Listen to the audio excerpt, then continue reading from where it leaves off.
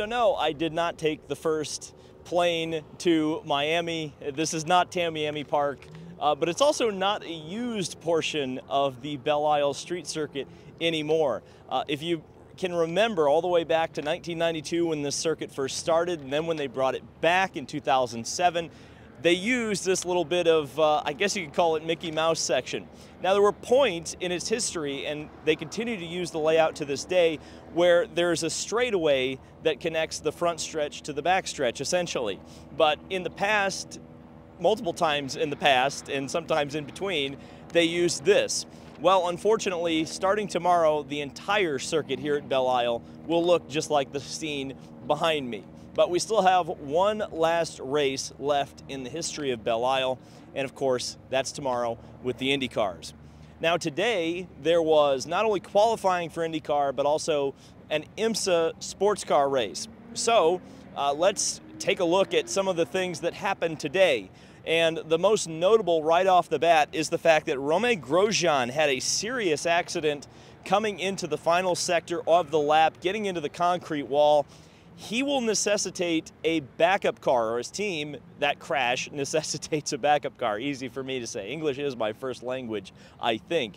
But because he's not changing an engine, he will not suffer a penalty from that. But it was a massive hit. He will roll off from his 12th starting position. Now earlier today, you may have seen my video on the Renski, which is the Reynard that was built totally by Penske cars. And one thing, or one comment that I got that was very interesting was, well, Elio won in both 2000 and 2001 in a Renski. Why don't you ask him about those wins? So that's exactly what I did. Here's Elio. That was incredible, man. Yeah, that Marlboro machine was, Honda machine was actually really, really amazing. Probably one of those cars that you're never gonna forget. Such a horsepower, 900 plus. And yeah, just going across here, climb the fence, that was absolutely amazing. So like I mentioned, there is reality, or there is at least current reality to talk about. There was qualifying for the NTT IndyCar Series Grand Prix at Detroit. Today, let's take a look at the starting grid for the race. Starting on the pole position is Joseph Newgarden, Team Penske Chevrolet taking the pole position. Will they be able to stick it out in the race? Alongside of Takuma Sato, a former pole sitter here. A lot of people forget that. It's a total lockout of row 2 for the Meyer Shank Racing teammates of Simon Pagenaud and Helio Castroneves. And rounding out the Fast 6 is Pato O'Ward on the inside, and David Malukas, the Rookie of the Year for the Indy 500 for most people in their hearts and minds, even though he wasn't awarded with the award. 7th place inside, Colton Herta alongside the Indianapolis 500 winner, Marcus Ericsson. Both he and O'Ward won here last year. Scott Dixon on the inside in P9 alongside of Scott McLaughlin in row number 5. McLaughlin looking a lot like Max Chilton with Gallagher sponsorship. Romain Grosjean, like I said, will roll off from his 12th starting position alongside of Alexander Rossi, who starts 11th.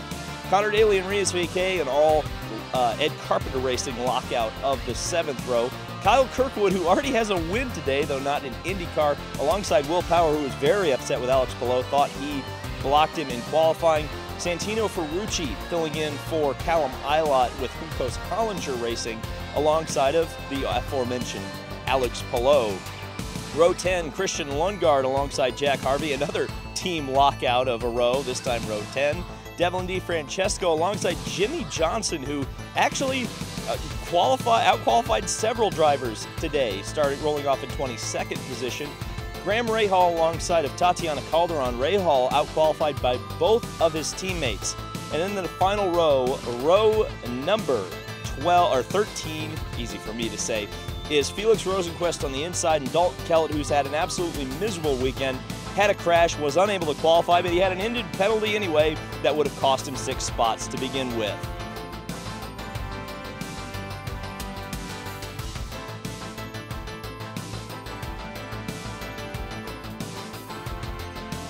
So after the Fast 6 qualifying, I was able to grab interviews with 3 of the 6 drivers, including both of the Meyer Shank drivers and one driver a lot of people think is a Rookie of the Year. What an experience. You know, we were kind of scratching our heads in practice 1 and practice 2. And coming out of practice 2, you know, we talked with Takuma. We both went different ways with the setup and kind of picked the best bits out of both and went to qualifying here. And I mean, we found it. I did the first couple laps. I was like, wow, the car feels very good. And you know, the times were there. And we went all the way till the Fast 6. And unfortunately, being a rookie, it was my first time doing Fast 6. I was, first of all, very nervous. And secondly, you know, I went into turn 5 and lost the car, not really knowing what to expect. And the second lap was kind of just a recovery of what happened. But overall, I'm still very happy. Yeah, great job for the AutoNation Series XM and Arctic Wolf machine. We did a great job this weekend to put it together. Both cars, Simon and I working together, it just showed that we are going to the elevating a little bit more here and there. But I'm upset because I know I could have done it. But happy because we're in the top 6, which is always these days very difficult to beat. Well, I mean, it's just the momentum. It's just the team working really well together. It's all the process that Mike Shank and the entire team have put together to communicate. You know, and Elio did so well. Second, third, and fourth on the grid is amazing. Second row. So proud of everybody at Mike Shank Racing. And I have a slight disappointment. Is I was on the pole lap, and unfortunately I had to bail to not get interfered by Pato on the next lap. So a little bit unfortunate there, but unfortunately that's what it is. Think you can pass 2 of them tomorrow? I think, you know, I know I can race better than these guys. So we'll work on the strategy tonight, see what we can do to save the tires the best we can. And yeah, race day is my day. But there was also racing today here on Belle Isle. IMSA had 2 classes, DPI and GTD AM race today. It was only a 16-car race, but you wouldn't have known it. It was extremely intense and exciting competition throughout the field. In fact, the first 4 prototypes came across the line. Essentially, you could have thrown a blanket over them. It was very exciting, start to finish, and I don't think they had a yellow the entire race, which was about 2 hours and 30 minutes, which was great for IMSA, great competition, and ultimately it was a close finish. The winners today were the pole sitters, and that's, you know, going to be something that the record book will show, but if you actually watch the race, it was a lot more interesting than that. 01 Ganassi Cadillac won overall and in prototype. That's Renger van de Zande along with Sebastian Bourdais in that car. And the number 17 Vassar Sullivan Lexus won in GTD with Kyle Kirkwood and Ben Barnicoat as the drivers. Kirkwood crashed in the morning warm-up this morning, tweaked his hand, but qualified on pole yesterday, and that's where the number 17 Vassar Sullivan Lexus ended up at the end of the day. So, tomorrow, IndyCar racing for the final time, allegedly, at the Belle Isle Grand Prix. It's going to be tough to beat Joseph Newgarden. I think we had a really exciting and fun Fast 6 today. However, some drivers qualified much better than they have the entire rest of the season, and then they end up finishing they have ended up finishing very good on the road and street circuits this year. Those 2 drivers are Takuma Sato on the front row and Scott Dixon starting in the top 10. So I have to think that they are also going to be contenders for victory. And you got to think David Malukas has got a bit of a chip on his shoulder with all the Rookie of the Year controversy that happened over the last couple of days.